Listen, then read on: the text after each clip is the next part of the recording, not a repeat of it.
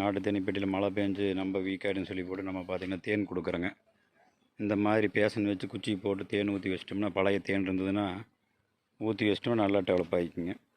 இப்போ பார்த்திங்கன்னா அடையில எல்லாமே வறண்டு கிடக்குது, தேனே இல்லாமல், சுத்தமாக தேன் இல்லாமல் பார்த்திங்கன்னா அடை எல்லாமே போதுமான அளவுக்கு ஈக்கள் இருக்குது. ஆனால் வறண்டு போச்சு, எதுவுமே ஒரே துளி தேன் இல்லைங்க.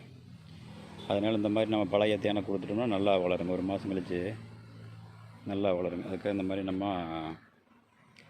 ஊட்டி வச்சுக்கிறோங்க. இதை பிடிச்சிக்கோ, அதை உடச்சி ஊற்று. இதுக்கு ஒரு வாரங்காக்கில் தேன் கொடுத்துட்டா போதுங்க, அருமையாக வளர்ந்துருங்க, நல்லா டெவலப் ஆகிடும். இது நல்ல காலனி, நல்ல ஜெனரேஷன், நோய் வராத பெட்டிங்க.